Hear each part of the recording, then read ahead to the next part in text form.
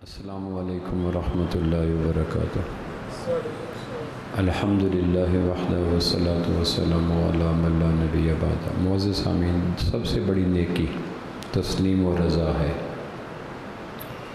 اسلام کے اگر خلاصہ نکالا جائے، سطح نکالا جائے، اسلام کی تعلیمات کو نچوڑنا اگر ممکن ہو، اس کا رس، اس کا سطح، اس کا جوس نکالا جائے تو دو لفظ بنتے ہیں: تسلیم و رضا۔ جو اللہ کہے وہ کر دو، یہ ایک اسلامی اصطلاح ہے۔ تسلیم و رضا، اللہ جو کہے وہ کر دو، یہ سب سے بڑی نیکی ہے۔ اس کے لیے جو کرنا پڑے، جو چھوڑنا پڑے، جو لینا پڑے، جذبوں سے، رشتوں سے، تعلق سے، مال سے، ملک سے، بہت کم لوگ ہیں، لاکھوں میں کوئی ایک دو ہوں گے جو تسلیم و رضا کے پل صراط پہ چل سکتے ہیں۔ ورنہ ہم اتنے دین پہ چلتے ہیں جتنا دین ہمارا دل چاہتا ہے۔ اور قرآن مجید میں یہودیوں کا دین بیان کیا گیا کہ یہودی اتنے دین پہ چلتے ہیں جس سے ان کے مال پہ حرف نہ ہے، پیسے پہ حرف نہ ہے۔ اور جب دین اور پیسہ، دین اور وجاہت، دین اور جذبہ، دین اور رواج، دین اور برادری، ان میں ٹکراؤ ہوا ہے تو یہودی فوراً پیچھے ہٹ جاتا ہے، جس کو کہتے ہیں ادخلوا فی السلم کافہ، پورے دین پہ چلیں۔ اور پورا دین کیا ہے؟ تسلیم و رضا، جو اللہ کہے وہ کر دو۔ اس کا اگر عملی منظر دیکھنا ہو تو ابا ابراہیم علیہ السلام کی زندگی اس کا عملی شاہکار ہے۔ 6 مشکل موقع ہیں جہاں ابا ابراہیم علیہ السلام نے تسلیم و رضا کی داستانیں اور عہد کو پورا کیا ہے۔ اور وہ جو سورہ نحل کی آیت 123 ہے 123، اس میں یہی کہا گیا اذ قال لہ ربہ اسلم قال اسلمت لرب العالمین۔ اس آیت کا مفہوم یہی ہے کہ میں نے کہا ابراہیم تسلیم و رضا کی عادت ڈالو، تو ابراہیم علیہ السلام نے کہا میں نے ڈال لی۔ ہم کتنی دفعہ تسلیم و رضا کے مقابلے میں یہ بیوی کی مجبوری ہے، بچوں کی مجبوری ہے، رشتوں کی مجبوری ہے، ماحول کی مجبوری ہے، دوستوں کی مجبوری ہے، یہ مجبوریاں آ کر تسلیم و رضا کی موٹر وے سے ہٹا کر حالات کی پگڈنڈیوں پہ ڈال دیتے ہیں۔ اور پگڈنڈیوں پہ چلنے والے کبھی آسانی سے نہیں چلتے۔ جو ایک دفعہ کسی ٹھوکر کی وجہ سے تسلیم و رضا کی روش سے ہٹ گیا تو پھر ایک سجدہ جسے تو گراں سمجھتا ہے، 1000 سجدوں سے دیتا ہے آدمی کو نجات۔ آدمی کو کسی نہ کسی کی ماننی ہے، یہ ناممکن ہے، یا نفس کی مانے گا، یا بیوی کی مانے گا، یا پیسے کی مانے گا، یا جذبے کی مانے گا۔ جب ماننا ناگزیر ہے اور ہم مانے بغیر چارہ کوئی نہیں، تو اللہ کہتا ہے یہ ماننے کی یس میرے نام کر دو۔ اور جو خوش قسمتی سے یہ طے کر لیتا ہے کہ میں نے اللہ کی ماننی ہے، تو اس کو کہتے ہیں ملت ابیکم ابراہیم، تم اپنے ابراہیم باپ ابراہیم کے دین پہ آ گئے۔ اور یہ اتنا شاندار زندگی کا اسلوب ہے کہ اللہ نے اپنے محبوب کو سورہ بقرہ کی 131 131 آیت میں کہا اوحینا الیک ان اتبع ملت ابراہیم حنیفا، کہ میرے محبوب آپ بھی ابراہیم کا طریقہ لیں، اسلم تسلم، آپ بھی تسلیم و رضا والی روش لے لیں۔ اور پھر اللہ کے محبوب جب کسی بادشاہ کو دعوت دیتے، خاقان چین کو، کسریٰ ایران کو، کیسر روم کو، نجاشی حبشہ کو، تو یہی 2 لفظ ہوتے تھے اسلم تسلم۔ اس کا مفہوم بھی یہی تھا، تسلیم و رضا پہ آ جاؤ، جو اللہ کے مان لو۔ ابراہیم علیہ السلام کی پوری زندگی پیک کے مناظر کے ساتھ، ابراہیم علیہ السلام کو تسلیم و رضا کا جھنڈا سنبھالنے کے لیے بڑے کڑے مراحل سے گزرنا پڑا۔ پھر جب مراحل سے گزر گیا تو اللہ نے کہا انی جاعلک للناس اماما، ابراہیم تم دنیا کے امام بن گئے۔ ایک وہ امام جو مسجد کا ہوتا ہے، ایک وہ امام جو قوم کا ہوتا ہے، ایک جاعلک للناس امام۔ عیسائی موسیٰ علیہ السلام کو نہیں مانتے، یہودی عیسیٰ علیہ السلام کو نہیں مانتے، دونوں اللہ کے محبوب کو نہیں مانتے، لیکن تینوں ابراہیم علیہ السلام پہ جان دیتے ہیں۔ جاعلک للناس اماموں کا عملی منظر دیکھنا ہو تو جتنے سماوی ادیان کے ماننے والے ہیں سارے ابراہیم علیہ السلام سے نسبت پہ ناز کرتے ہیں۔ یہودی کہتے ہیں ہم ابراہیمی ہیں، عیسائی کہتے ہیں ہم ابراہیمی ہیں، مسلمان کہتے ہیں ہم ابراہیمی ہیں۔ تو کوئی مذہب کا ماننے والا اس درجے کے ساتھ جنوں کی حد تک ابراہیم علیہ السلام سے محبت نہیں کرتا جتنا ابراہیم علیہ السلام سے سارے مسالک محبت کرتے ہیں۔ اور اس کی وجہ وہ جو خوب تسلیم و رضا ہے، ابراہیم علیہ السلام مانتے چلے گئے۔ میں نے گزشتہ جمعہ کہا تھا ابراہیم کا باپ ملٹی قسم کی شخصیات ہے، ہمجیت، قوم قبیلے کا سردار بھی ہے، مذہبی رہنما بھی ہے، نمرود کا مشیر خاص بھی ہے، عرب پتی بھی ہے، سخت گیر بھی ہے، اور ابراہیم علیہ السلام کا مربی بھی ہے۔ اتنی شخصیات ہیں۔ وہ کہتا ہے میری مانو، اللہ کہتا ہے میری مانو۔ ابراہیم علیہ السلام کو اس نے دھمکی دے دی، اگر میری نہ مانی، تسلیم و رضا میرے نام نہ کی، لارجمنک واہجرنی ملیہ، قرآن مجید میں آتا ہے، سنگسار کر دوں گا اور آنکھ نامہ دے دوں گا۔ اور ابراہیم علیہ السلام آزر کا مزاج جانتے ہیں کہ اگر میں نے نہ کی تو آزر نے جو کہا ہے وہ کر گزرے گا، اور اس نے کر گزرا۔ تو ابراہیم علیہ السلام نے کہا کہ نہیں، میں نے تسلیم و رضا کے لیے آپ کی بجائے اللہ کی ذات کا انتخاب کیا ہے۔ کائنات کے اندر بہت کم لوگ ہیں جو تسلیم و رضا، ہم آنکھوں کی مان لیتے ہیں، اللہ کی نہیں مانتے، کان کی مان لیتے ہیں، اللہ کی نہیں مانتے، زبان کی مانتے ہیں، اللہ کی نہیں مانتے، خواہش کی مانتے ہیں، اللہ کی نہیں مانتے، جذبوں کی مانتے ہیں، اللہ کی نہیں مانتے۔ ہم نے اتنے چھوٹے چھوٹے معبود بنا رکھے ہیں اللہ کے مقابلے میں کہ اگر گننا چاہیں تو شمار سے باہر ہے، جہاں دیکھیں نئی صورت مچل بیٹھے یہی لیں گے۔ تو ابراہیم علیہ السلام کا یہ نعرہ ہے کہ اسلمت لرب العالمین، یہ نعرہ اب لگانے والا کوئی نہیں۔ اقبال کہتا ہے آگ ہے اولاد ابراہیم ہے، نمرود ہے، کیا کسی کو پھر کسی کا امتحان مقصود ہے۔ یہ دور اپنے براہیم کی تلاش میں ہے، اس دور کے رہنے والوں کو ابراہیمی مزاج نہیں ملتے۔ صنم کدہ ہے جہاں لا الہ الا اللہ، پوری کائنات تو صنم کدہ بن چکا ہے، لیکن ابراہیمی صفات والے نہیں ملتے۔ تو ابراہیم علیہ السلام نے کہا میں اللہ کی مانوں گا، تو باپ نے عملاً آنکھ نامہ دے دیا، جائیداد سے لا تعلق کر دیا، گھر سے نکال دیا۔ تصور میں سوچیں وہ کیسا منظر ہوتا ہے۔ محدثین کہتے ہیں آزر چچا تھا، قرآن کہتا ہے آزر باپ تھا۔ عربی میں باپ کے لیے بھی اب استعمال ہوتا ہے، چچا کے لیے بھی اب استعمال ہوتا ہے، دونوں تعبیروں کی گنجائش موجود ہے۔ اگر چچا مان لیں تو چچا نے کتنے احسانات کیے، اگر باپ مان لیں تو باپ کے احسانات تو ہیں ہی مسلمان۔ بعض رشتے ایسے ہوتے ہیں وہ کافر بھی ہو جائیں تو رشتے قائم رہتے ہیں، اور بعض ہوتے ہیں جب آدمی اسلام چھوڑ دیتا تو رشتے، خدا نہ خواستہ شوہر مرتد ہو گیا تو اب شوہر کا رشتہ ختم ہو گیا، خدا نہ خواستہ بیوی مرتد ہو گئی تو بیوی کا رشتہ ختم ہو گیا۔ لیکن اگر باپ مرتد ہو جائے تو باپ کا رشتہ پھر بھی قائم رہے گا، وہ انشیکی ہے، ٹوٹ نہیں سکتا۔ چچا پھر بھی چچا ہے، بھائی پھر بھی بھائی ہے، بہن پھر بھی بہن ہے۔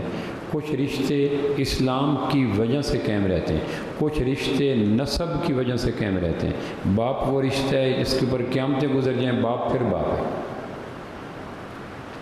تو آزر کو ابراہیم علیہ السلام نے انکار کر دیا کہ میں تیری نہیں، اسلمت لرب العالمین۔ تو اللہ ہمیں کہتا ہے کہ امت ابراہیم تم بھی کبھی کبھی باپ کے ان حکموں کے مقابلے میں اسلمتوں کا پھریرا سنبھالو، وہ جزوی طور پر ہی صحیح۔ تو پھر اندازہ ہو جائے گا کہ ابا ابراہیم کا کتنا مقام تھا اگر باپ کے غلط فیصلے کے مقابلے میں باپ نے کہا یہ کام کرنا ہے، تو آج بیٹے کو پتہ ہے کہ یہ کام اللہ رسول کے خلاف ہے، شادی کے موقع پہ یہ کرنا ہے، خوشی کے موقع پہ یہ کرنا ہے، تو بیٹے کو پتہ ہے کہ اگر اللہ کے نبی ہوتے تو یہ ناراض ہوتے۔ اس موقع پہ اس بیٹے کو ملت ابراہیمی کا کردار ادا کرنا یہ مشکل کام ہے کہ نہیں بابا میں نہیں کر سکتا۔ لیکن اس سے مشکل کام یہ ہے کہ جو ابراہیم علیہ السلام کو کہا گیا کہ آزر بے شک مشرک ہے۔ دنیا میں کسی باپ بیٹے کے درمیان اتنا فرق نہیں ہے جتنا ابراہیم اور آزر کے درمیان فرق ہے۔ وہ کفر کی انتہا پہ ہے، یہ ایمان کی انتہا پہ ہیں، وہ ارتداد کی انتہا پہ ہے، یہ اسلام کی انتہا پہ ہیں، وہ مردود پنے کی انتہا پہ ہے، یہ محبوب پنے کی انتہا پہ ہیں، وہ رضالت کی انتہا پہ ہے، یہ عظمت کی انتہا پہ ہے۔ دنیا کے کسی باپ بیٹے میں اتنا فرق نہیں ہے جتنا آزر اور ابراہیم میں علیہ السلام، ابراہیم علیہ السلام۔ جب میرا باپ سے اختلاف ہو جائے کسی شرعی مسئلے میں، دنیاوی نہیں شرعی مسئلے میں، تو مجھے حکم دیا گیا کہ باپ کی نہ مانو۔ حدیث میں آتا ہے مخلوق کی اطاعت خالق کی نافرمانی کر کے نہیں کی جائے گی۔ ماں کو ایسا حکم دیتی ہے جس سے اللہ کی نافرمانی ہوتی ہے تو ماں کی اطاعت نہیں ہوگی، باپ کی اطاعت نہیں ہوگی۔ یہی ابراہیم علیہ السلام کو اصول ہے۔ اب ہوا کیا کہ جب ابراہیم علیہ السلام کا ارتداد اور شرک اور نفاق اور کفر اور گمراہی اور رذالت ظاہر ہو گئی تو شدید درجے کی نفرت ہوئی۔ نبی کو سب سے شدید نفرت تو شرک سے ہوتی ہے، اور وہ نفرت ابراہیم علیہ السلام کے اندر آ گئی تو نفرت کی انتہا، لیکن ساتھ دوسرا حکم آ گیا، وہ مشکل ترین حکم ہے۔ وہ کیا کہ احترام کرو، لہجہ سنبھالو، انداز سنبھالو، اسلوب سنبھالو، لفظ سنبھالو، جملے سنبھالو، چہرہ سنبھالو، بدن بولی سنبھالو، اپنے جذبات سنبھالو۔ یہ کائنات کا مشکل ترین کام ہے کہ نفرت شدید، محبت انتہا کی، ان دونوں جذبوں کے حسین امتزاج کو اسوہ ابراہیمی کہتے ہیں۔ یہاں آ کے بڑے بڑے دیندار چاروں شانے چت ہو کے گر جاتے ہیں۔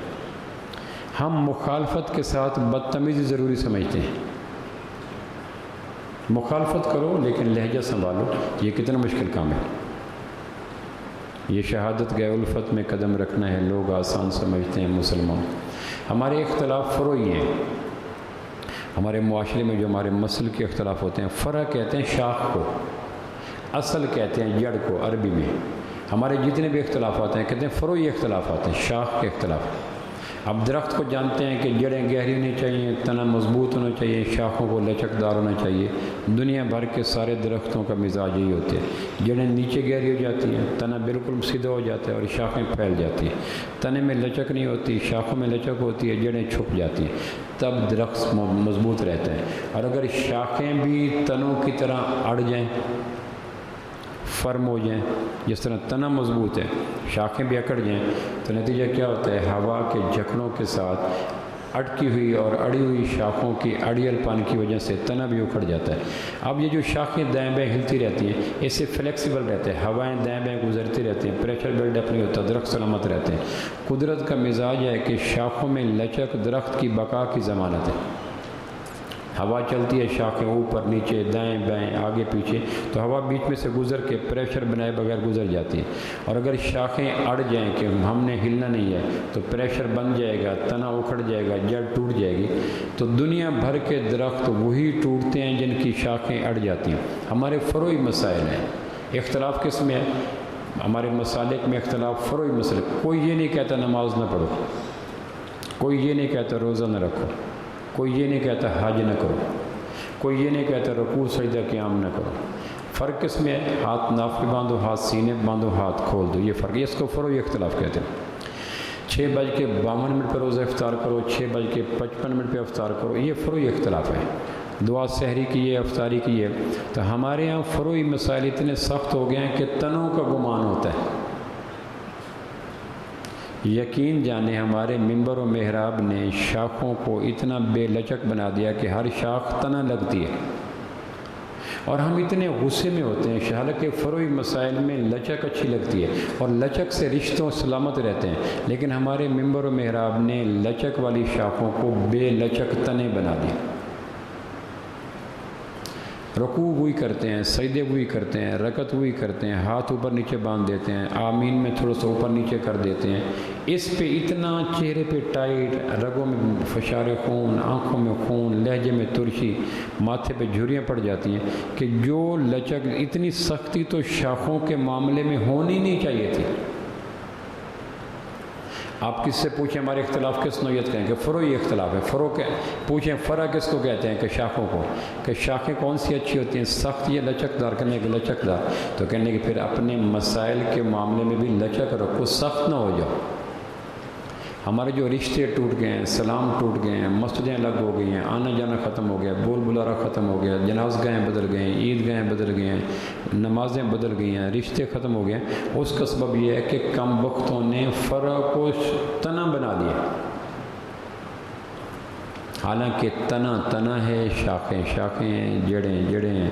ایمان کو گہرا ہونا چاہیے، اصولوں کو سیدھا ہونا چاہیے، اور فروعات کو لچک ہونا ہے۔ مالی جب بھی کاٹتا ہے تو کوئی مالی دنیا کا تنے کو نہیں کاٹتا، شاخوں کو کاٹتا ہے۔ فقہا میں جتنے بھی اختلاف ہوتے ہیں وہ شاخوں کے اختلاف ہوتے ہیں، جڑ اور تنے کے اختلاف نہیں ہوتے۔ تو ابراہیم علیہ السلام کے اختلاف فروعات کا نہیں ہے، اصولیات کا ہے۔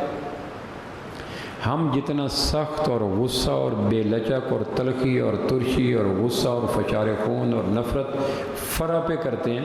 ابراہیم علیہ السلام اصول پہ اختلاف کے باوجود بھی آزر سے اتنی نفرت نہیں کر رہے، حالانکہ وہ شرک فروعی اختلاف نہیں، اصولی اختلاف ہے۔ اللہ کی ذات کو نہ ماننا اصولی اختلاف ہے۔ تو ابراہیم علیہ السلام اصولی سورہ مریم 42 سے لے کر 45 تک 4 آیات اگر آپ سورہ مریم کی پڑھیں تو میں حیران ہوتا ہوں، چاروں آیات ابراہیم علیہ السلام کی ہیں، اور چاروں آیات کا آغاز یا ابتی یا ابتی یا ابتی یا ابتی سے ہوتا ہے۔ جس طرح لقمان کی 3 آیات ہیں، یا بنیا یا بنیا یا بنیا 3 دفعہ ہے، لیکن سورہ مریم کی 42 سے لے کر 45 تک 42 43 44 45 چاروں آیتوں کا آغاز یا بنیا سے ہے، یا ابتی سے ہے، اور آگے گفتگو ابا ابراہیم کو ہے، اب آزر کو ہے، اور آغاز یوں لگتا ہے جیسے ابا ابراہیم کہہ رہے ہیں یا ابتیو میرے پیارے ابا، آگے یوں لگتا ہے جیسے کہیں گے آپ طواف کر کے تھک گئے ہیں، آپ تلاوت کر کے تھک گئے ہیں، آپ دعا کر کے تھک گئے ہیں، آپ راتوں کو ذکر کر کے تھک گئے ہیں۔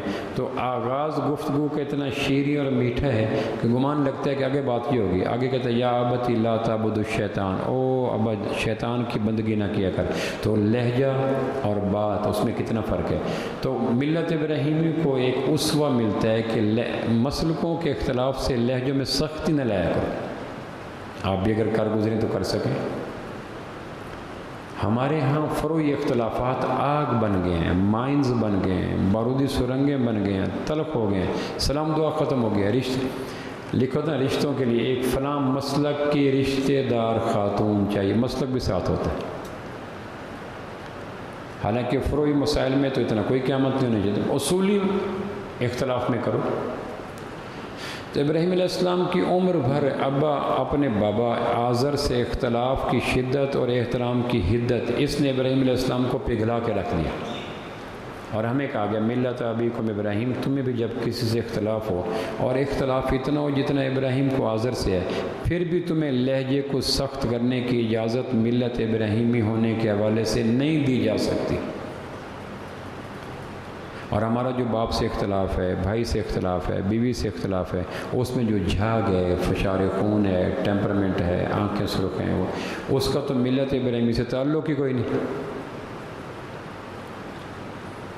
پھر ابراہیم علیہ السلام نے آزر باپ کی ہدایت کے لیے کیا کچھ نہیں کیا ہوگا۔ ابراہیم علیہ السلام جیسا خلوص، فصاحت و بلاغت، درد مندی و دل سوزی، راتوں کی منت، سمجھانے کا انداز کتنا ہوگا، لیکن ابراہیم جیسا عظیم انسان کے سمجھانے کے باوجود آزر ہدایت پہ نہیں آ سکا۔ تو پتہ یہ چلا کہ ہدایت اور گمراہی اللہ کے ہاتھ میں ہے، نبیوں کے ہاتھ میں بھی نہیں ہے۔ ورنہ ابراہیم نے کتنی درد مندی کے ساتھ، دل سوزی کے ساتھ، اخلاص کے ساتھ، بلاغت کے ساتھ، عقلی اصولوں پہ، منطقی اصولوں پہ، شرعی اصولوں پہ، محبت کے ساتھ آزر کو مہینوں سمجھایا، سالوں سمجھایا، گھر میں سمجھایا، دوپہر کو سمجھایا، شام کو سمجھایا، لیکن نتیجہ کفر پہ موت، اور قیامت والے دن ایک بجو کی شکل میں آزر نظر آئے گا۔ بخاری کی روایت ہے، ابراہیم علیہ السلام کہیں گے یہ کون ہے؟ تو یہ آپ کا باپ آزر ہے جو کفر پہ مر گیا، اور آخر پہ کہہ بھی دیا گیا کہ آپ آزر کے لیے دعا نہ کیا کریں۔ تو پتہ چلا کہ انسانوں کی تدبیریں اپنی منطقی نتائج اللہ کے ہاتھ میں۔ پھر آزر نے آنکھ نامہ دے دیا، گھر سے نکال دیا، در بدر ہو گئے۔ آپ تصور کریں وہ دن ہوں گے، ہفتے ہوں گے، مہینے ہوں گے، سال ہوں گے، وہ زمانہ ابا ابراہیم کا کیسے گزرا ہوگا۔ دنیا میں واحد چھت، نیلا سائبان، ہرا بھرا درخت، مضبوط پناہ گاہ آزر ہے، اور آزر نے جا کے ہاتھ اٹھا لیا۔ پھر آزر نے قوم کو بھڑکا دیا، قبیلے کو بھڑکا دیا، نمرود کو بھڑکا دیا، معاشی بائیکاٹ کر دیا، سماجی بائیکاٹ کر دیا۔ اس عالم میں اسلم تو تسلیم و رضا کے پھریرے کو لہرانا کتنا مشکل کام ہے۔ روز جینا، روز مرنا، کھانے کی پریشانی، سونے کی پریشانی، آنے کی پریشانی، جانے کی پریشانی، نظروں کی پریشانی، رویوں کی پریشانی، اجنبیت کی پریشانی، بیگانگی کی پریشانی، نفسیاتی پریشانی، مالی پریشانی، ان تمام پریشانیوں کے منہ زور ہواؤں کے بیچ میں ابراہیم کا تسلیم و رضا کے چراغ کو جلا کے رکھنا کتنا مشکل کام ہے۔ ایک دن اس کیفیت پہ ہیں تو پتہ چل جاتا ہے۔ باپ سے مایوس ہو گیا، باپ چونکہ مشیر خاص ہے نمرود کا، باپ چونکہ سردار ہے قبیلے کا، باپ چونکہ مذہبی رہنما ہے پوری قوم کا، باپ چونکہ کھرب پتی ہے، باپ کی چونکہ سی ہے، تو باپ نے تمام اختیارات کو استعمال کیا، نمرود کو ورگلایا، قوم کو ورگلایا، برادری کو ورگلایا۔ اب ابراہیم علیہ السلام کو دوسرا دریا سامنے آ گیا، ایک اور دریا کا سامنا تھا منیر مجھ کو، ایک دریا کے پار اترا تو میں نے دیکھا، آگے پھر دریا ہے کہ باپ کے ساتھ جو کام تھا وہی قوم کے ساتھ کرو، اور قوم کا انگ انگ شرک میں جکڑا ہوا ہے، اور قوم 3 شرکوں میں مبتلا ہے، حجر شجر قبر، اور قیامت تک کی شرک کے سارے جڑی بوٹیاں ان 3 مقامات سے پھیلتی ہیں، حجر شجر قبر، اور ان تینوں کا ملغوبہ اور آمیزش اور مجموعہ قوم ابراہیم ہے۔ حجر یعنی بت، شجر یعنی مظاہر فطرت، قبر یعنی مرحومین صالحین سے مانگنا، یہ 3 شرک کے مجموعے ہیں قوم ابراہیم کے۔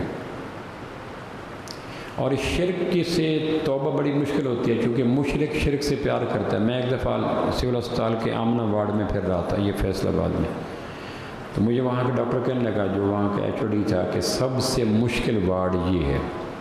تو میں نے کہا یہاں تو نفسیاتی لوگ ہیں، وہ دل کا وارڈ، وہ کینسر کا وارڈ، وہ ہیپیٹائٹس کا وارڈ، کہ یہ نہیں، ان تمام سے مشکل وارڈ یہ ہے۔ میں نے کہا اس میں مشکل کیا ہے؟ کہنے کہ سارے وارڈ کے مریض بچنا چاہتے ہیں، نفسیاتی وارڈ کے مریض مرنا چاہتے ہیں، یہ فرق ہے۔ کینسر والا کہتا ہے مجھے بچاؤ، ہیپیٹائٹس کا والا کہتا ہے مجھے بچاؤ، ہارٹ والا کہتا ہے مجھے بچاؤ، اور یہ کہتا ہے مجھے مرنے دو۔ اس لیے مشکل، شرک کا مرض اس لیے سنگین ترین ہے کہ مشرک شرک سے توبہ نہیں کرنا چاہتا، اور شرک کی بھی ساری قسمیں بدرجات موجود ہیں۔ مشرک اس لیے کہتے ہیں کہ روزانہ کی بنیاد پر اپنے دعووں پہ نہ رہے، میں مواحد ہوں، میں یہ، ان پہ نہ رہے، روزانہ کی بنیاد پر 2 رکعت نفل پڑھ کے اللہ سے کہا کریں اللہ میں ایسے دور میں ہوں جہاں شرک آکاش بیل کی طرح پھیلی ہوئی ہے، شرک کی کوئی صورت اگر میرے اندر ہے تو مجھے معاف فرما۔ اپنے ناز نہ کریں، بڑے بڑے لوگ مارے جاتے ہیں، اپنے دل میں مواحد ہوتے ہیں، اللہ کے نزدیک مشرک ہوتے ہیں۔ توحید تو یہ ہے کہ خدا حشر میں کہہ دے یہ بندہ 2 عالم سے خفا میرے لیے ہے، تو ہم تو کئی موقع پہ جا کے شرک کر دیتے ہیں۔ پتہ ہوتا ہے بیوی جو کہہ رہی ہے اللہ کے خلاف ہے، بیٹا جو کہہ رہا ہے اللہ کے خلاف ہے، دوست جس کام کی دعوت دے رہا ہے اللہ کے خلاف ہے، لیکن پھر ہم کر گزرتے ہیں۔ اس کے پس منظر میں کیا ہے؟ تسلیم و رضا اللہ کی بجائے مفادات ان کے ساتھ ہوتے ہیں، یا اللہ ناراض ہو گئی یا بیوی، یا اللہ ناراض ہو گئی۔ میں مردان کے علاقے میں جماعت کے ساتھ چل رہا تھا تو ہمارے ساتھ ایک بلوچ تھا، خود وہ دادا تھا اور اس کا باپ بھی زندہ تھا، چور تھا اس کا باپ، 90-92 سال کی عمر میں گرفتار تھا گھوڑی چوری میں۔ تو میں نے اس کو ترغیب دی، اس کا کچھ نام تھا بھلا سا، میں نے کہا 40 دن کی بجائے 4 مہینے لگا لو۔ تو اس نے لوکل زبان میں کہا ابا مریسی، یعنی ابا مارے گا۔ اب یہ جو ابا مریسی ہے اس کے پس منظر میں شرک کی ایک قسم ہے۔ تو میں نے اس کو اللہ کی قدرتیں سنائی، اللہ کی طاقت، ہیبت، قدرت، اختیارات۔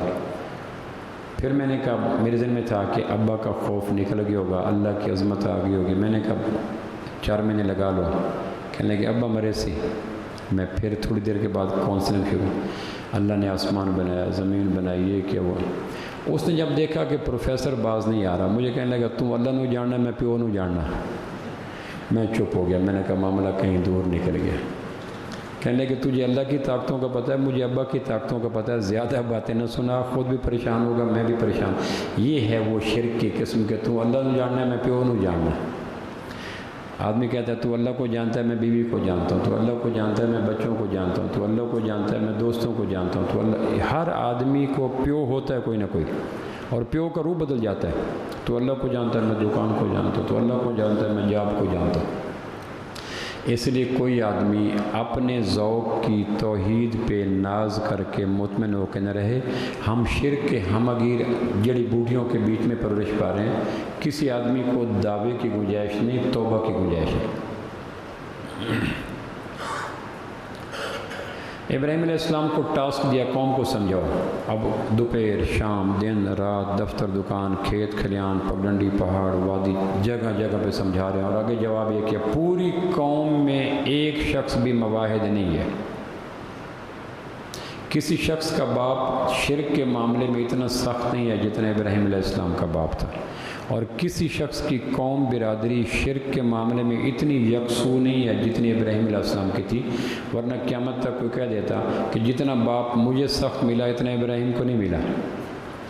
اللہ نے مثالوں کے حوالے سے پیک کر دیا، انتہا کر دی، جتنی سخت برادری مجھے ملی ہے اتنی ابا ابراہیم کو نہیں ملی۔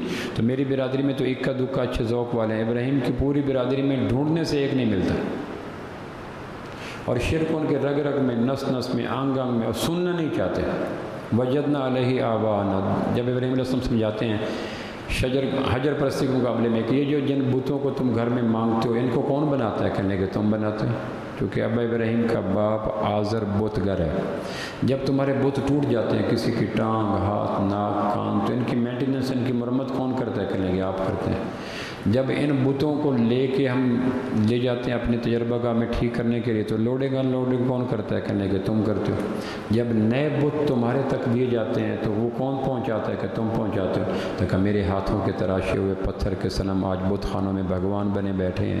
کچھ تو سوچو کہ بے جان پتھر کو شکلیں عقل سارا ہم دے رہے ہیں اور کام تمہارے بنا رہے ہیں، لیکن نہیں مانتے۔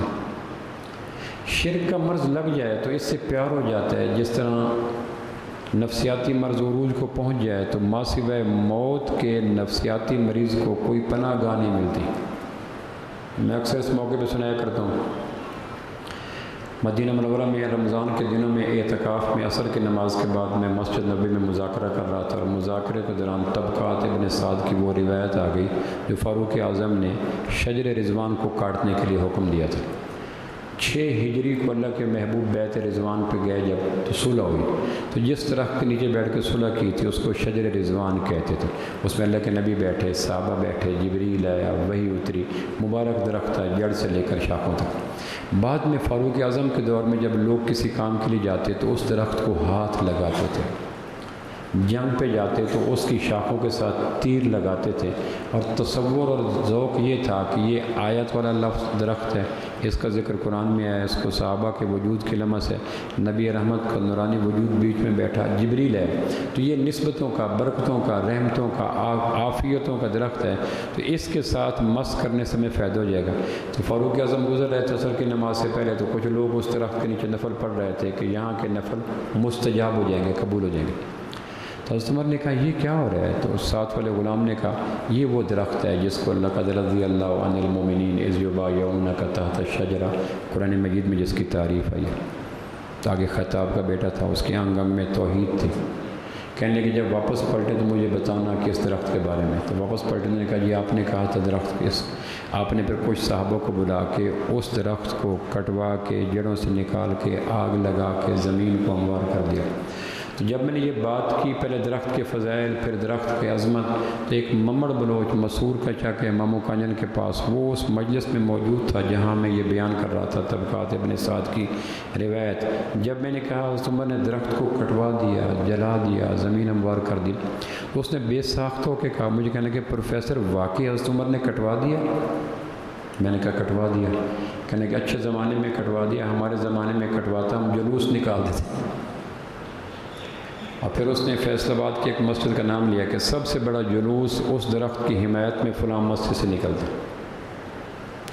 نسبتوں والا، برکتوں والا، رحمتوں والا، ایتوں والا، حوالوں والا درخت عمر نے کٹوا کے آرام سے چلا گیا۔ میں نے کہا آپ کو اتنا اچنبھا کیوں ہے؟ پھر اس نے ذاتی واقعہ سنایا کہ میرا رقبہ ہے مسور کا چک ہے مامو کانجن کے پاس، میں بلوچ ہوں، وہاں ایک درخت ہے ون کا جس پہ پیلو اگتی ہیں اور جس کی جڑوں میں سے وہ مسواک تیار ہوتا ہے، اس کو ون کا درخت کہتے ہیں۔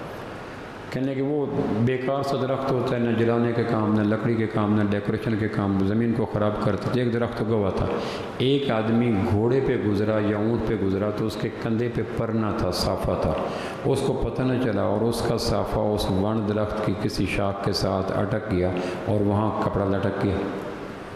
بعد میں کچھ عورتیں گزری تو انہوں نے کہا یہ درخت بڑا قیمتی ہے، انہوں نے دوپٹے باندھ دیے۔ اگلے دن دیکھتا دیکھتا ون سرکار ہو گیا، پھر وہ ون نہ رہا جس کے نیچے کتے اور نشئی بیٹھتے تھے، پھر وہ ون سرکار ہو گیا۔ پھر ہر شاخ کے ساتھ دوپٹہ پیلا نیلا کالا تعویذات ہو گیا۔ پھر میں چیختا رہ گیا، میری فصل برباد ہو رہی تھی، پھر عرس شروع ہو گیا، عرس مبارک شروع ہو گیا، ون سرکار شروع ہو گئی۔ اب وہ رقبہ میرا، درخت میرا ہے، لیکن اس درخت کے ساتھ اتنی عقیدت وابستہ ہو چکی ہے کہ میں اس درخت کو جڑوں سے تو کجا ایک شاخ نہیں کاٹ سکتا۔ وہاں عرس ہوتا ہے، تعویذ ہوتے ہیں، منتیں ہوتی ہیں، اور آپ نے چپکے سے شجر رضوان کٹوا دی اور آپ نے کچھ کہا ہی نہیں، میں ون سرکار نہیں کٹوا سکتا۔ عقیدت اتنی اندھا دھند انشیکی مضبوط ہو جاتی ہے شرک کے عالم میں کہ آدمی پھر نبیوں کے دلائل بھی نہیں سنتا، رواجوں کے قصے، اصولوں کی باتیں، خزاؤں کے موسم میں پھولوں کی باتیں، یہاں کون سنتا ہے عابد تمہاری، جہاں لوگ بھولے رسولوں کی باتیں۔ شرک کا مریض شرک کے حوالے سے نبیوں کی آسمانی تعلیمات کو سننے کا بھی روادار نہیں ہوتا، اور یہی المیہ قوم ابراہیم کے ساتھ ہے۔ صبح دوپہر سمجھا رہے ہیں کہ اللہ کے بندو، یہ جن پتھروں سے ہم بت بناتے ہیں، ہم ان کے ناک پلک آنکھ ناک سنوارتے ہیں، ہم تمہارے تک پہنچاتے ہیں، تم ان کو مکان کی بالا جگہ پہ رکھتے ہو، وہ تمہارے کام کیسے بناتے ہیں؟ اب کتنی عقلی دلیل ہے، لیکن شرک کے موذی مریض اس بات کو فہم و فراست کے سارے چراغ بجھ جاتے ہیں۔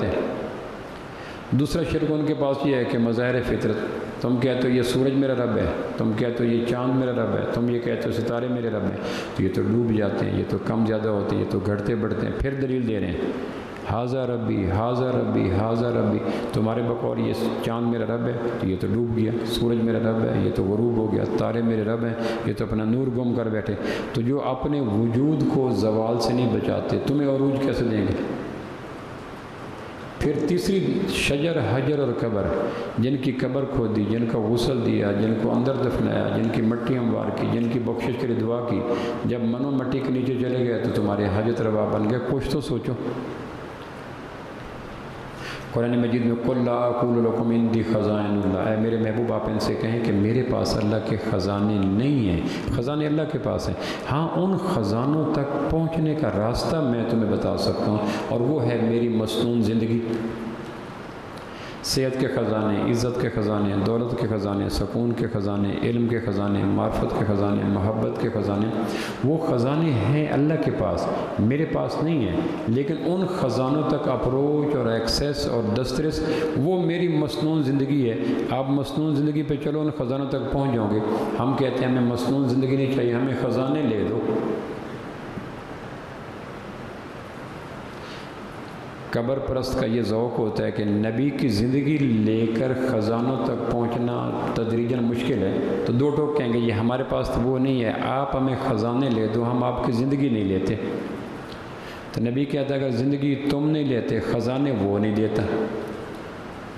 قوم کو ہر حوالے سے سمجھا کے قوم نہیں سمجھی، تو ہمیں کہا گیا فتبعوا ملت ابیکم ابراہیم، تمہاری قوم میں، تمہارے علاقے میں اگر ایسے جراثیم زدہ لوگ ہوں تو بے غرض نہ رہو، لا تعلق نہ رہو، بے نیاز نہ رہو، تم بھی اپنے باپ ابراہیم کے دین پہ چلتے ہوئے ایسے لوگوں کی اصلاح کی اسی درد مندی سے فکر کرو جس درد مندی سے تمہارا باپ ابراہیم قوم کو سمجھا رہا ہے۔ یہ واقعات برائے واقعات نہیں، قصے برائے قصے نہیں، اس کے بیچ میں سے چمکتے ہوئے اصول ملت ابراہیمی کے نکلتے ہیں کہ تمہاری قوم میں اگر اس مرض کے مریض ہیں تو تم بھی ان مرض کے مریضوں کو ایسے ہی سمجھاؤ جیسے ابراہیم سمجھا رہے ہیں۔ بالآخر نہیں سمجھ پائے، پھر اللہ نے کہا چلو یوں کرو، ایک چال چلو، یہ کام کرو۔ قوم نے کہا ہمارے ہاں ایک مذہبی تہوار ہے، ہمارے ساتھ چلو، عرس ہے، کوئی میلہ ہے، کوئی مذہبی تہوار ہے۔ تو ابراہیم علیہ السلام جانتے ہیں کہ وہاں سارے مشرکانہ اعمال ہوتے ہیں، جہاں آدمی کو پتہ ہو کہ یہاں مشرکانہ اعمال ہیں اور پھر آدمی برضا اور رغبت جائے تو ان سارے گناہوں میں شریک ہوتے ہیں۔ یہ میں مسئلے کی بات عرض کروں، ایک آدمی کو پتہ ہو کہ جہاں جانے کی دعوت دی جا رہی ہے وہاں 100% گناہ ہوں گے، اور پھر وہ برضا اور رغبت چلا جاتا ہے تو اس کا جانا اس گناہ کے تقویت کا باعث بنتا ہے۔ جتنے گناہ ہو رہے ہیں یہ سب میں شریک ہے۔ ہاں ابراہیمی طریقے پہ جاؤ تو اور بات ہے، انہوں نے کہا چلو کہ انی سقیم، میں تو مریض ہوں، میں تو نہیں جا سکتا، تو قوم چلی گئی۔ اب ابراہیم علیہ السلام کو پیغام دیا گیا کہ جن کو معبود مانتے ہیں وہ حجر ہیں، شجر ہیں، قبر ہیں، اب ان کا علاج کرو۔ آپ نے دلائل دیے، منطق دی، بلاغت دی، ترتیب دی، یہ نہیں مانے۔ اب ان کو لاتوں کے بھوت باتوں سے نہیں مانتے۔ ابراہیم علیہ السلام نے کلاڑا لیا، وہ شام تک میلہ دیکھتے تھے، میلے کے بعد وہاں سے کوئی مکھانے، کوئی پتاسے، کوئی شیرینیاں، کوئی جلیبیاں، کوئی اس طرح لے کے واپس اس جگہ پہ آتے جہاں پتھر کی بنی مورتیں ہوتی ہیں، ان کے ساتھ ملاتے تو وہ خاک شفا بن جاتی۔ پھر خاک شفا کو گھروں میں لاتے، بیٹیوں کے لیے، بیویوں کے لیے، مریضوں کے لیے، دکھیاروں کے لیے، پریشانیوں کے لیے، کہ ہم فلاں پتھر کے مجسمے سے لگا کے آئے ہیں، تو اب یہ جلیبی نہیں ہے، نمک نہیں ہے، اب یہ خاک شفا ہوگی۔ میں ایک جگہ بیان کر رہا تھا تو ایک آدمی کہنے لگا، آپ ابراہیم کے دور کی بات تو نہیں کر رہے، ہمارے دور کی بات کر رہے ہیں، یہ ساری علامات سارے تو ہمارے دور کی ہیں۔ تو میں نے کہا ذوق تو ہر دور کے ایک جیسا رہتا ہے، ہمارے ہاں بھی حجر، شجر، قبر تین ہی ذوق میں پہ جاتے ہیں۔ اب ابراہیم علیہ السلام کو کہا گیا کہ دلائل کی حد تک یہ مات کھا چکے ہیں، اب یوں کرو، تو کیا کرو، ان کے سارے معبودوں کو توڑ دو۔ تو ابراہیم علیہ السلام نے جانتے ہیں کہ اس کا رد عمل کیا ہوگا۔ مشرک کو شرک گاہ کی توہین پسند نہیں، بے شک اس کے باپ کو قتل کر دو۔ شرک گاہ سے عقیدت اتنی اٹوٹ، انشیکی، غیر متزلزل ہوتی ہے کہ مشرک شرک گاہ کے بارے میں نازیبا لفظ اور ناتراشیدہ انداز اور میلی نگاہ بھی پسند نہیں کرتا۔ تو ابراہیم علیہ السلام کو آخری درجے کو حکم دیا گیا کہ اٹھاؤ کلاڑا اور ان کے سارے معبودان باطلہ کو کرچی کرچی کر دو، ریزہ ریزہ کر دو۔ اب یہ بڑا مشکل کام ہے، اس کا مشکل کا اندازہ تب ہے جب شرک گاہوں کے اوپر جا کر ہمیں یہ کرنے کا موقع ملے گا تو چھوٹا قیمہ کرنے والی مشین کی طرح ہمارا قیمہ کر دیں گے۔ لیکن ابراہیم ہے، وہ کہہ رہے ہیں تسلیم و رضا میں نے کرنی ہے، اللہ کا حکم میں نے ماننا ہے۔ گو اس کے لیے جان، پہلے باپ نے مال اور وجاہت دے دی، قوم نے جان کی دھمکی دی۔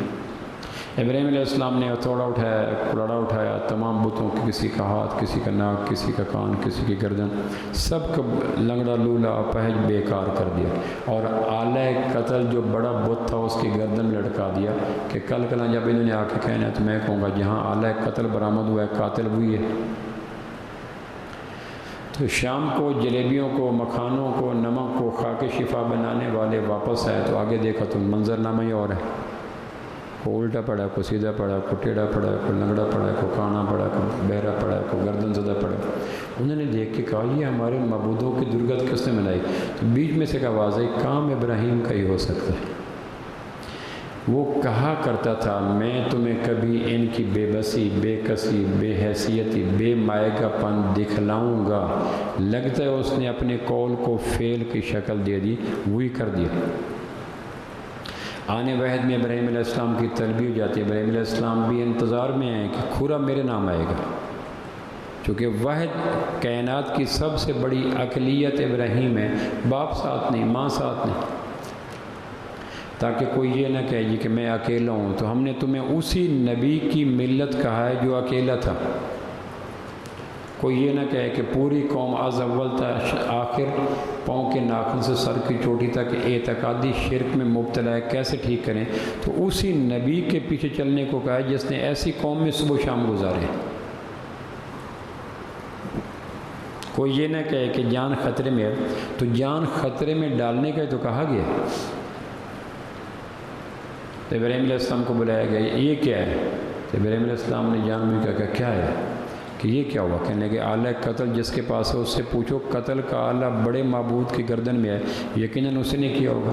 تو بے ساختہ بولے وہ تو کچھ کر نہیں سکتے۔ تو ابراہیم علیہ السلام نے کہا اف لکم، فیصل آباد کی زبان میں فٹے میں، یعنی فیصل آباد کی مہذب زبان میں اگر ابراہیم علیہ السلام کے جملے کی لفظ، تلخی، جذب، شدت، اف لکم، فٹے میں تمہاری، تم خود بے ساختہ کہہ اٹھے کہ یہ تو کچھ کر بھی نہیں سکتے۔ تو کہ یہی تو میں مہینوں کی طویل محنت سے تمہیں بتا رہا تھا، کچھ نہیں کر سکتے۔ ان کا کان کٹا، اپنا کان بچایا، اس کی آنکھ کٹی، اپنی آنکھ بچائی، اس کا بازو کٹا، اپنا بازو بچایا، اس کی گردن کٹی، اپنی گردن بچائی، تو اپنے وجود پہ نقصان نہ بچا سکے، تمہیں فائدہ دیں گے۔ سبحان اللہ، اوف لکم، حیف تمہارے اوپر۔ اب کتنی بڑی ایٹم بم کی طرح دلیل تھی، لیکن مشرک کے سر پہ بھیجا نہیں ہوتا، بھیجا ہو تو دولت شاہ کا چوہا ہوتا ہے، اپنے پاس رکھتا نہیں، کسی کے قدموں میں ہوتا ہے۔ اور جو اس بات پہ تیار ہوتا ہے کہ تسلیم و رضا میں نے کرنی ہے، وہ یہی کہتا ہے جب تیرا حکم ملا ترک محبت کر دی، دل مگر اس پہ وہ تڑپا کہ قیامت کر دی۔ اللہ نے کہا کہ بت توڑو، کہ یا اللہ یہ تو پوری قوم بت پرست ہے، کہا چلو کرو، تو جب تیرا حکم ملا ترک محبت کر دی، میں حاضر ہوں۔ اب جب دلائل کی دنیا میں ختم ہو جاتے پھر گالی گلوچ عام ہو جاتی۔ گالی گلوچ انہی کا خاصہ ہوتا جن کے پاس دلائل نہیں ہوتے۔ ہاتھا پائی، دلائل، قتل کی دھمکیاں، قید کر دیں گے، مقدمے بنا دیں گے، یہ ان لوگوں کے کارگر اوزار ہوتے ہیں جن کے پاس دلائل نہیں ہوتے۔ تو وہی ہوا، ہم یہ کر دیں، انہوں نے کہا جو کرنا ہے کر گزرو بر، میں نے تو اسلم تو کہ جھنڈے کو اپنے ہاتھ سے گرنے دینا، مجھے کسی نے کہا تھا یہ کرو، میں نے وہ کر دینا ہے، باقی تم۔ یہ چپکے سے واقعہ کے بیچ میں بین السطور کچھ سبق ہیں جو نکھر کے روشنیوں کی طرح ہمارے دلوں میں آ رہے ہیں کہ تم بھی باپ ابراہیم کی میراث کے وارث ہو یا نہیں ہو۔ تم کیسے وارث ہو کہ بیوی کے سامنے جھک جاتے ہو، بچوں کے سامنے، چھوٹے بچے جن کے پاس ہے ہی کچھ نہیں ان کے سامنے جھک جاتے ہیں۔ کیا کریں جی بچے نہیں مانتے، کیا کریں جی بیوی نہیں مانتی، کیا کریں جی دوست نہیں مانتے، کیا کریں جی برادری نہیں مانتی۔ اوف لکم، حیف ہے تمہارے اوپر کہ ہو ملت ابراہیمی اور جھکے بیٹھو نابالغ بچوں کے سامنے، ہو ملت ابراہیمی اور جھک کے اس صنف نازک کے سامنے، ہو ملت ابراہیم اور ایمان لا کے آئے دوستوں کے اوپر جن کے واضح حکم نیلے آسمان والے کے حکم سے ٹکرا رہے ہیں۔ یہ دور اپنے براہیم کی تلاش میں ہے۔ صنم کدا ہے جہاں لا الہ الا اللہ، اقبال کہتا ہے پورا جہان تو ابراہیم کے قوم کی طرح صنم کدا بن چکا ہے، لیکن براہیمی مزاج کلہاڑا بدست کو نظر نہیں آ رہا۔ پوری قوم سے ٹکر لینے کے بعد اب ایف آئی آر کٹ گئی، ایف آئی آر کٹوائی ہے آذر نے، گواہ بنی ہے قوم اور جج بنا ہے نمرود، اور ملزم پیش ہو گئے ابراہیم علیہ السلام۔ یہ ہے تیسرا دور جہاں ابراہیم علیہ السلام کو کہا گیا ابراہیم اسلم کے مقابلے میں اسلم تو ہو۔ باپ نے آق نامہ دیا، قوم نے معاشرتی بائیکاٹ کیا، اور نمرود نے ایف آئی آر کے بدلے میں ڈیتھ وارنٹ کے موت کے پروانہ جاری کر دیا۔ تدریجاً اگلی سیڑھیوں پہ ابراہیم علیہ السلام چلتے چلے جا رہے ہیں، اور یہ واقعات ہمیں اس لیے سنائے جا رہے ہیں کہ کل کلاں جب ابراہیم کے طریقے پہ چلنے کے لیے تمہیں کہا جائے تو تم یہ نہ کہہ سکو کہ حالات بڑے مشکل ہیں۔ تمہارے حالات کسی حوالے سے بھی بابا ابراہیم کے حالات سے ٹف نہیں ہو سکتے۔ نمرود نے بلا لیا، اب نمرود کے ساتھ وہی طریقہ ہو رہا ہے جو باپ کے ساتھ تھا، جو قوم کے ساتھ تھا۔ ابراہیم علیہ السلام کے مزاج میں آخری حد تک یہ بات دکھائی دیتی ہے کہ باپ اور اللہ میں صلح کرواتے ہیں، نہیں ہوتی تو اللہ کی مان لیتے ہیں، قوم اور اللہ میں صلح کرواتے ہیں، نئی قوم کرتے تو پھر اللہ کی مان لیتے ہیں۔ یہی طریقہ کار پھر آزمایا جاتا ہے نمرود کے سامنے، صلح کرواتے ہیں کہ نمرود ایسا نہ کرو، دو بادشاہ ٹکرا گئے، ایک زمین کا بادشاہ عارضی، ایک زمین آسمان کا بادشاہ دائمی، وہ کہتا ہے میری مانو، وہ کہتا ہے میری مانو۔ تو ابراہیم علیہ السلام کو سمجھا رہے ہیں کہ میرا رب وہ ہے جو زندہ سے مردہ، مردہ سے زندہ نکالتا ہے، وہ ڈفر قسم کا آدمی ہے، وہ ایک قیدی کو آزاد کر دیتا ہے، راہ چلتے کو گردن چھڑا دیتے ہیں۔ ابراہیم علیہ السلام کہتے ہیں اس کا آئی کیو لیول ہے ہی نہیں، اس کو سمجھایا جائے کہ دوبارہ اس پہ دلیل دی جائے تو وقت ضائع ہوگا، یہ بات کی گہرائی تک، گہرائی تک، ڈیپتھ تک پہنچ نہیں سکا۔ انہوں نے کہا میرا رب وہ ہے جو سورج مشرق سے نکالتا ہے، مغرب سے غروب کرتا ہے، اگر تو رب ہے تو الٹا کر کے دکھا، فبہت الذی کفر۔ اب وزن برابر تھا، چپ ہو گیا۔ اب تیسرا امتحان آ گیا کہ اب اس کو ایف آئی آر، اب ابراہیم دیکھتے ہیں باپ کی طرف، تو باپ نے ایف آئی آر کٹوائی ہے، قوم کی طرف تو ایک آنکھ نمناک نہیں ہے، ایک زبان میل دعا نہیں ہے، ایک ہاتھ دست و دعا نہیں ہے، اور ابراہیم چپکے سے کائنات کی اس بادشاہ کی حضور کھڑے ہو کے گواہی دے رہے ہیں کہ اللہ یہ کون سی بڑی بات ہے، باپ مخالف ہے، قوم مخالف ہے، وقت کا بادشاہ مخالف ہے، آگ ہے، اولاد ابراہیم ہے، نمرود ہے، کیا کسی کو پھر کسی کا امتحان مقصود ہے؟ اور سزا کا طریقہ آگ جلانا، آگ میں ڈالنا۔ سب سے زیادہ اذیت آدمی کو آگ میں ہوتی ہے۔ آپ چلے جائیں کسی ہسپتال میں، جو برن یونٹ ہوتا ہے، جلے ہوئے لوگوں کا یونٹ، ان کا پین کلر ہی کوئی نہیں ہوتی، دل کی پین کلر ہے، گردے کی پین کلر ہے، جگر کی پین کلر ہے۔ جلے ہوئے لوگوں کے مقدر میں درد ہی درد ہے۔ آج تک میڈیکل سائنس جلے ہوئے لوگوں کے درد کی کمی کا کوئی نسخہ بنا ہی نہیں سکی، چونکہ آگ کا عذاب ہے۔ اس لیے قرآن مجید میں بار بار آگ میں جلائیں گے، آگ میں جلائیں گے، آگ میں جلائیں گے۔ اور اسی سے بنانے کے لیے، نشانہ عبرت بنانے کے لیے نمرود نے کہا یہ اب پوری قوم میں جشن مسرت ہے، ہمارے بتوں کا دشمن مارا جا رہا ہے۔ باپ کے آنکھوں پہ چمک ہے کہ میں اپنے دشمن کو مروا رہا ہوں۔ کہیں بھی ابراہیم علیہ السلام کے لیے نرم گوشہ نہیں ہے۔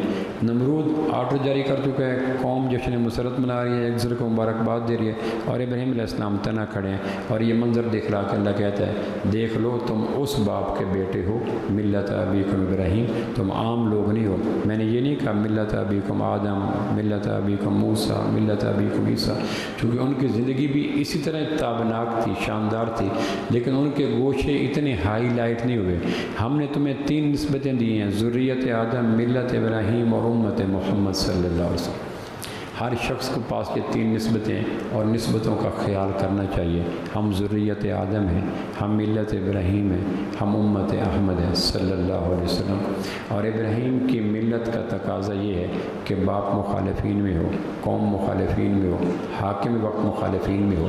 اس موقع پہ اسلم تو شیوہ تسلیم و رضا، اللہ کی ماننا، اس کے لیے کوئی خاص قسم کا انسان چاہیے۔